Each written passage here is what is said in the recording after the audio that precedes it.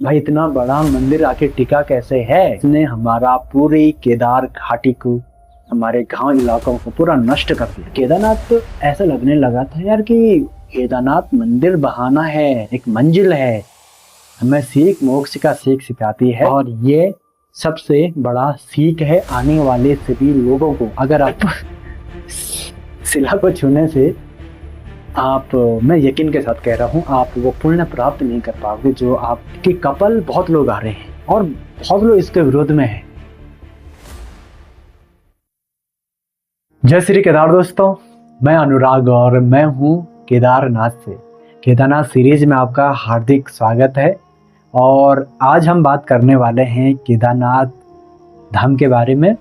और केदारनाथ धाम के बारे में वैसे बहुत कुछ है बोलने के लिए, और आपने गूगल पे पढ़ लिया होगा, यूट्यूब पर वीडियो देख ली होगी, लेकिन आज मैं जो बताने वाला हूँ वो ऐसी चीज़ें हैं जो अपना अनुभव है, जो आपने अपने बड़े बुजुर्गों को सुना है। और मैं यहीं का लोकल हूँ, केदारनाथ में रहता हूँ, तो कुछ अनुभव हैं, कुछ कथा कहानियाँ जो हमें एआई नहीं बताता, जो हमें इंटरनेट नहीं देता है, जो हमें यूट्यूब नहीं बताता, वो यहीं के लोकल बता सकता है। तो आज मैं आपको जानकारियों के अलावा कुछ अपने अनुभव दूंगा जो शायद आपकी यात्रा, आने वाली यात्रा जो भी होगी, उसमें थोड़ा मददगार सिद्ध होगी। तो मैं अपना पहले अनुभव बताता हूँ। जब मैं केदारनाथ गया था, तो जब मैं छोटा था तो मेरी नानी साथ में रहते थे, तो उनके मुँह से हम केदारनाथ की कहानियाँ सुना करते थे। नानी भी 2 बार गए थे शायद केदारनाथ, उनके अलावा वो भी नहीं गए हैं, लेकिन नानी हमें केदारनाथ की कहानियाँ बता दी कि वहाँ पर ऐसा होता है, वहाँ पर ऐसा होता है। अभी उनके पितृ तर्पण के लिए हमें केदारनाथ जाना है, या फिर गांव में लोग जाते थे दिन मुहूर्त देखकर कि भाई इस दिनांक को मेरे इनका पितृ तर्पण है, मुझे केदारनाथ में जाकर ये जन्मपत्री डालनी है या फिर उनका श्राद्ध करो। हमने बस इतना सुना था। और हमें केदारनाथ जाने का मतलब था कि एक ऐसे जंग पर जाना जहाँ पर हमें हीन भावना से देखा जाए। अभी तो केदारनाथ जाना एक प्राउड की बात है, लेकिन 2013 से पहले 2008, 2007, 2009 इन वक्तों में केदारनाथ जाने का मतलब था कि यहाँ तो केदारनाथ जा रहे हैं, इस प्रकार की भावना हमारे अंदर आती। और यहाँ के लोग में तो केदारनाथ जाना मतलब एक ऐसा व्यक्ति जो अपनी ज़िंदगी में कुछ ना कर पाए, वो केदारनाथ जाकर खच्चर चला रहा है या फिर वहाँ पर जाके लोगों की सेवा कर रहा है। हमारे वक्त में ये कॉन्सेप्ट हुआ करता था, लेकिन आज के दिनांक में केदारनाथ में जाना एक प्राउड की बात है, भाग्यशाली उनको लगता है। और केदारनाथ में जब मैं पहुंचा 2022 में शायद, तो मैंने उससे पहले केदारनाथ की सिर्फ कहानियाँ सुनी थी, केदारनाथ को सिर्फ फोटो में ही देखा था, पोस्टर में। जब मैं केदारनाथ पहुंचा तो मेरे आंखों में आंसू नहीं थे, लेकिन मन में सवाल थे। सवाल क्या थे? भाई इतना बड़ा मंदिर है ना, और कैसे टिका होगा? क्योंकि सुना यही था कि यह मंदिर बिना किसी बजरी के है, बिना किसी रेत सीमेंट के है, बिना किसी मिट्टी के है, पत्थर रखे हुए हैं और बनाया गया है बहुत साल पहले, 2000 साल पहले। और सुना यह भी था कि 400 साल तक बर्फ में दबा रहा, और नर नारायण जी ने बनाया है, पांडवों ने बनाया है, गुरु शंकराचार्य जी ने बनाए, इस प्रकार के हमने बातें सुनी थी। तो जब मैंने मंदिर को देखा पहली बार तो एक्साइटेड था मैंने कहा अरे भाई मेरे को छूना सबसे पहले। मंदिर को छुआ सिंपल लगा, लेकिन सवाल फिर भी यही था कि भाई इतना बड़ा मंदिर आके टिका कैसे है? अंदर गया मैं, अंदर भी देखा है यार, बढ़िया है, बिल्कुल एक अच्छे रूम है, कमरे हैं जहाँ पर कि बहुत स्पेस है, बहुत मूर्तियाँ हैं, मन खुश हो गया।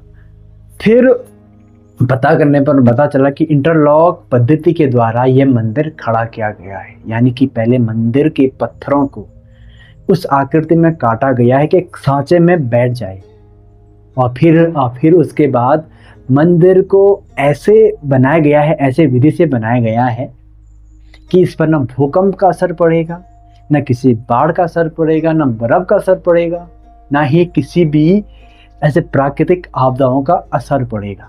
और हुआ भी यही। 2013 की जब आपदा आई, वो एक ऐसी आपदा थी भाई जिसने हमारा पूरी केदार घाटी को, हमारे गांव इलाकों को पूरा नष्ट कर दिया। केदारनाथ आधे से ज़्यादा बह गया। फिर भी उस मंदिर पे, केदारनाथ मंदिर पे कुछ भी नुकसान नहीं हुआ सिवाय एक दरवाजे के, जो कि आप वर्तमान में भी देख सकते हैं। जब आप मंदिर में जाते हैं तो श्री कृष्ण जी की एक मूर्ति है, वो वाला दरवाजा उन दिनों क्षतिग्रस्त हुआ था, जो कि बाद में अच्छे से बना दिया गया था। तो तब के इंजीनियरों ने इस प्रकार के मंदिर को डिजाइन किया। और मंदिर को किसने बनाया, किस शिल्पकार ने बनाया और किसके आदेश से बनाया, ये कहानी मैंने बताई हुई है पहली वीडियो में। तो अगर आपने पहली वीडियो नहीं देखी है तो जाइए और एक बार पहली वीडियो देखिए, तब आपको इस कहानी का सार समझ आएगा। तो भाई मन में इस प्रकार के प्रश्न लेकर जब केदारनाथ मंदिर को मैंने देखा तो हैरान रह गया। अब सवाल था कि यहाँ पर इतनी ज़्यादा पब्लिक क्यों है, इतने सारे भक्तगण क्यों हैं, क्योंकि 2022 में आई थिंक बड़ा डेवलप हो गया था केदारनाथ, सारी सुविधाएं आ गई थी, कैंप वगैरह आ गए थे, होटल वगैरह आ गए थे। और केदारनाथ तो ऐसा लगने लगा था यार कि एक ऐसा मंदिर है, पहले मैंने सुना था कि वहाँ पर बहुत कम लोग जाते हैं, हमें वहाँ पर जाना है बाहर आना है। लेकिन 2022 में यार इतनी सारी पब्लिक है, लोगों को जाने के लिए वीआईपी दर्शन करने पड़ रहे। तो फिर जब बाहर आया मैंने देखा लोगों के हाल, कि लोगों के मन में एक ही बात कि हमें भोलेनाथ से मिलना है। तो फिर मैंने सोचा कि हमारे बुजुर्ग झूठ कहते थे शायद, कि यहाँ पर पितृ तर्पण के लिए आते हैं, मोक्ष के लिए आते हैं। मैंने कहा नहीं, लोग तो भोलेनाथ से मिलने के लिए जा रहे हैं, मैं भी करूँगा भोलेनाथ के दर्शन।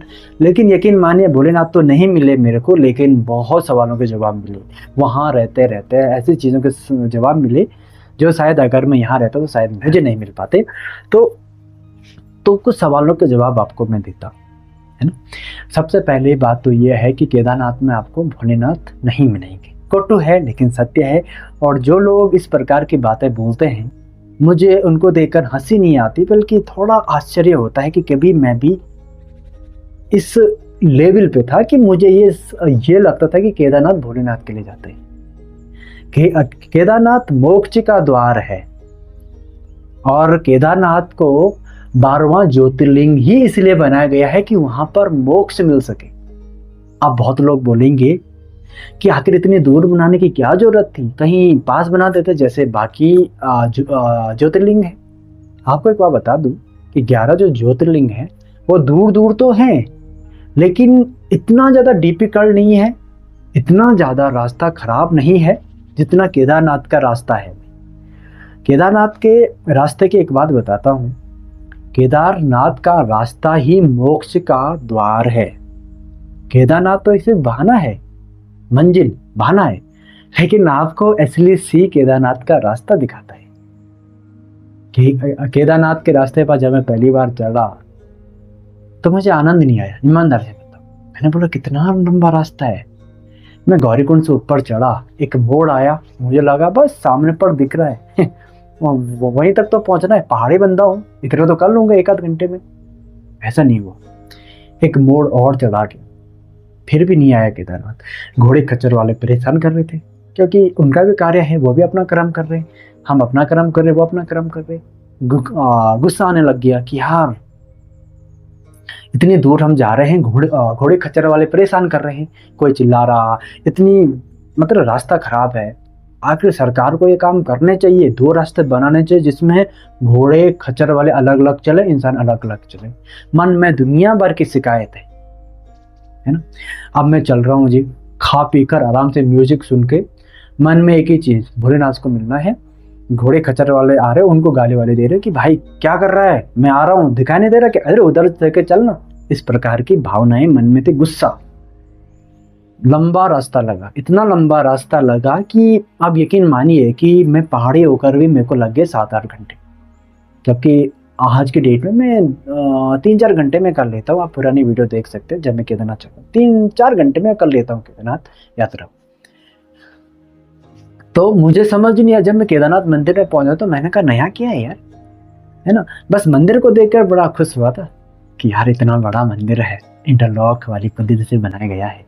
बाकी मैंने कहा मंदिर तो सिंपल है, भोलेनाथ तो कहीं नहीं मिल रहे मेरे को, बस वहां पर ऊर्जा है।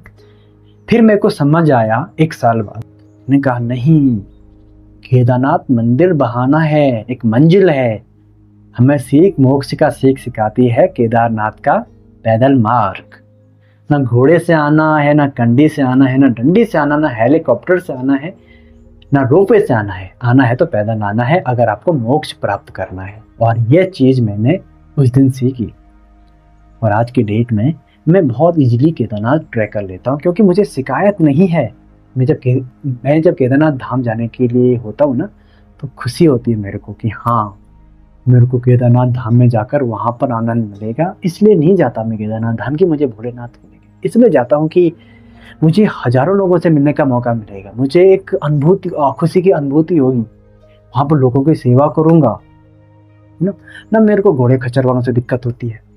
कोई मेरे को वहाँ कुछ भी बोल दे ना, मैं इतना प्रबल बन गया हूँ आप कि ठीक है, बोल दिया, राम राम।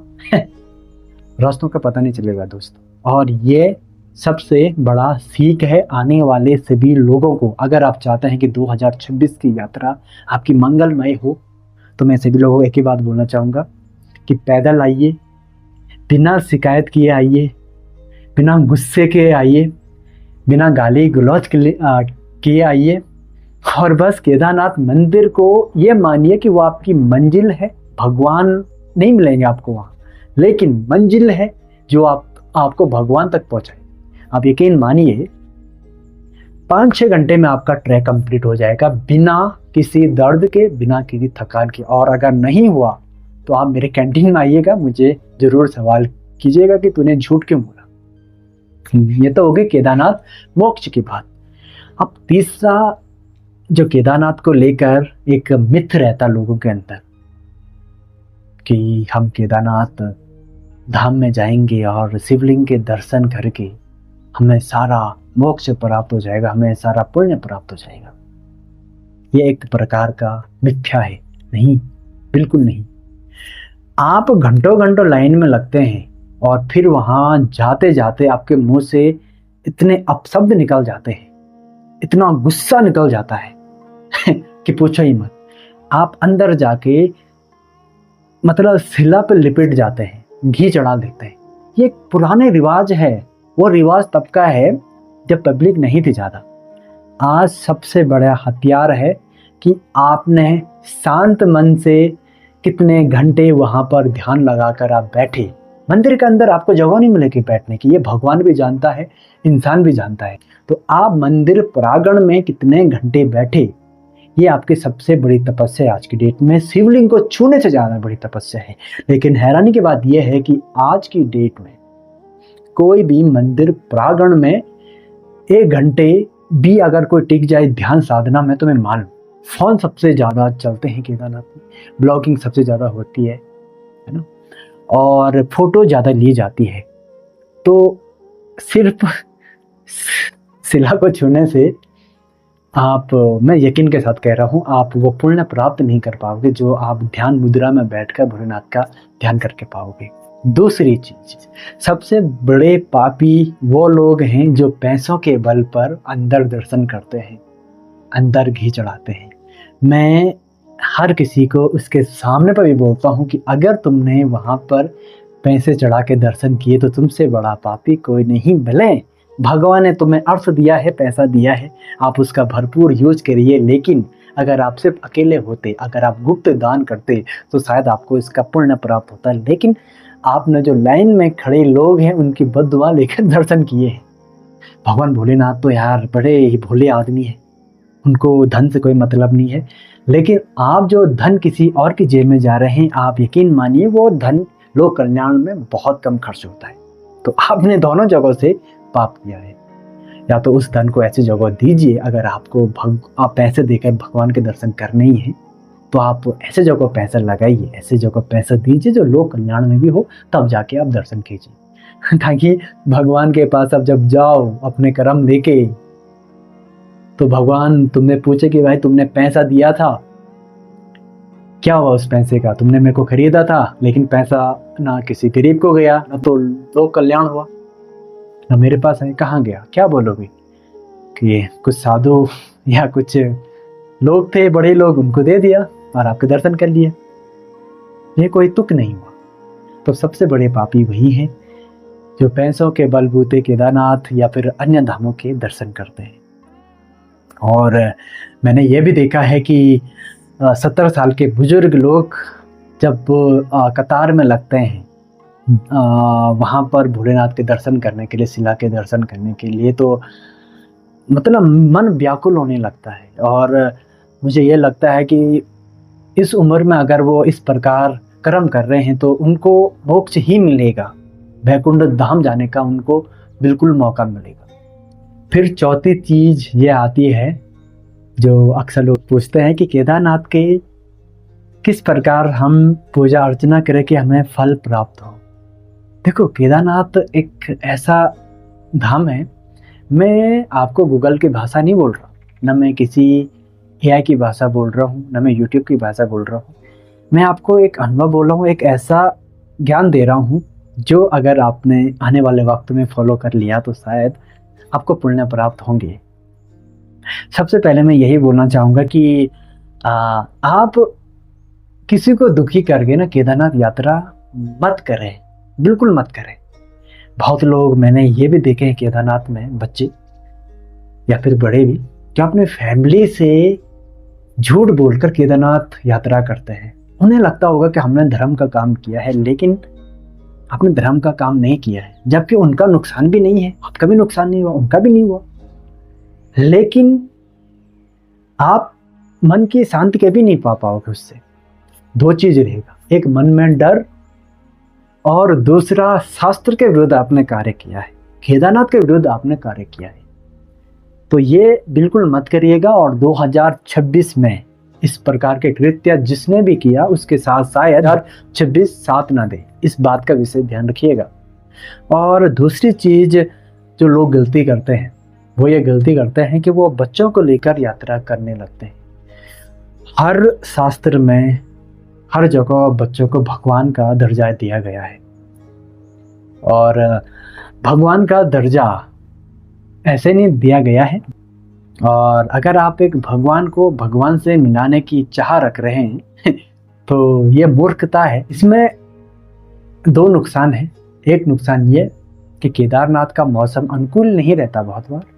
दूसरी चीज कि केदारनाथ एक तीर्थ स्थान है और तीर्थ स्थानों पर बच्चों का कोई कार्य नहीं है, ये भी आप पाप कर रहे हैं। बच्चा तो क्या कर सकता है बेचारा, आपने जहाँ उसको बांधा वो निकल लिया।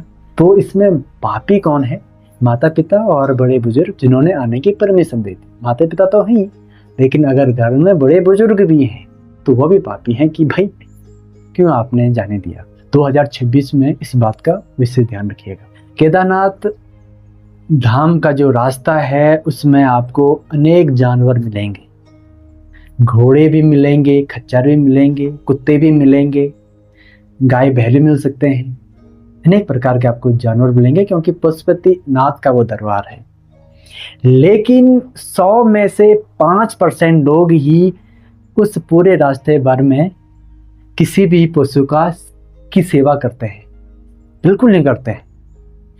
मुझे बड़ी दया आती है और एक बात सोचने पर बड़ा मजबूर होता हूँ कि अक्सर लोग पोस्ट पर कमेंट करते हैं, मेरे इंस्टाग्राम पोस्ट पर या कहीं पे भी पोस्ट पर कमेंट करते हैं कि केदारनाथ में घोड़े खच्चरों पर या फिर जानवरों पर अत्याचार हो रहा है। आपका कहना बिल्कुल सही है कि केदारनाथ क्या अन्य जगहों पशुओं पर अत्याचार हो रहा है। तो मेरे एक बात सुनिए आप कि आपने उस अत्याचार को कम करने के लिए क्या किया। आप खुद से एक बात पूछिए कि आप केदारनाथ अगर कभी आए हैं या फिर आपने बहुत बार यात्रा करी है तो आपने कभी केदारनाथ ट्रैक पर किसी जानवर को कुछ खिलाया है? घोड़े खच्चरों को गुड़ या चने खिलाए हैं? किसी कुत्ते को कभी कुछ खिलाया है? चलो कुत्ते को तो खिला भी दिया होगा क्योंकि खुद खा रहे होंगे तो एक आध बिस्किट फेंक दिया होगा। लेकिन जो मुख्य जो वहाँ पर कर्म कर रहे हैं वो हैं घोड़े खच्चर, और इनके विरोध में आप नारे लगाते हैं कि घोड़े खच्चरों पर अत्याचार हो रहे हैं। तो आपने कुछ किया घोड़े खच्चरों के लिए? आप जरूर इस बारे में सोचिएगा। और 2026 में इस बात को इसे ध्यान रखिए कि अगर आपने केदारनाथ के रूट पर आने वाले जानवरों की सेवा करी तो आपको जागा मंगल आशीर्वाद प्राप्त होगा। और जो लोग कमेंट के माध्यम से केदारनाथ में हो रहे अत्याचार को रोकना चाहते हैं उनको एक बात बोलना चाहता हूँ कि हर जीव अपना कर्म करता है। केदारनाथ में रहने वाला खच्चर अपना कर्म कर रहा है, जम्मू कश्मीर में रहने वाला खच्चर अपना कर्म कर रहा है, कुल्लू मनाली में रहने वाला खच्चर अपना कर्म कर रहा है, तुंगनाथ में रहने वाला अपना कर्म कर रहा है। हर जगह हर पशु अपना कर्म कर रहा है, और आपके घर में रहने वाला कुत्ता अपना कर्म कर रहा है वफादारी करके। हमारा कुत्ता हमारा कर्म कर रहा है। हर जानवर का अपने कर्म है। बैल का कर्म है हल जोतना, तो वो हल जोतेगा। उसको हम ये बोलकर बंद नहीं कर सकते कि बेचारे पर हम पाप कर रहे हैं, बेचारे पर हम मेहनत करवा रहे हैं। इंसान अपना कर्म कर रहा है, अपने परिवार का भरण पोषण करके। कोई थर्ड इंसान आके ये नहीं बोल सकता कि इस पर अत्याचार हो रहा है, क्योंकि दिन भर मेहनत मजदूरी कर रहा है। अत्याचार वो होता है कि जब हमने उसको कूट मार दिया हो, उसकी पूरी हत्या कर दी हो, हम वहां पर नरसंहार कर रहे हो, ये है अत्याचार। किसी पशु का उसका काम छीनना है अत्याचार। हम कुत्ते को बांध के रख रहे हैं, ये है अत्याचार, जबकि उसका काम है वफादारी करना, घर के चारों ओर घूमना। लेकिन लोग क्या करते हैं कि कुत्ते को बांध लेते हैं, वो है अत्याचार भाई। तो ये कमेंट करने वाली इस बात को विशेष ध्यान रखें कि 2026 में आप इस प्रकार के कमेंट पास करने से पहले जरूर इस चीज़ पर विचार करिएगा। बहुत लोगों के बीच प्रश्न रहता है कि बहुत लोग बोलते हैं ना, केदारनाथ में मैंने सुना है कि कपल बहुत लोग आ रहे हैं और बहुत लोग इसके विरोध में हैं। मुझसे पूछा जाए तो मैं इस चीज़ के विरोध में 100% नहीं हूँ, मैं 50% इस चीज़ के विरोध में हूँ। शास्त्र कहता है कि हमें तीर्थ यात्रा अपने पार्टनर के साथ करनी चाहिए, बुजुर्ग में। और बहुत कपल्स क्या होते हैं कि 100% श्योर वाले रहते हैं कि हमें साथ में रहना ही रहना है, हमें शादी करनी है, लेकिन वो अनमैरिड रहते हैं। तो बहुत लोग बोलते हैं कि हमें यात्रा करके हम पाप कर रहे हैं। मुझसे पूछा गया बहुत। तो मेरी नज़र में तो पाप तो नहीं है, लेकिन अगर आपने धार्मिक स्थान में आकर कुछ ऐसे कृत्य कर दिए जो धार्मिक आस्थाओं को ठेस पहुंचाती हो, तो आपसे बड़ा पापी और कोई नहीं है। केदारनाथ में अक्सर होता यही है।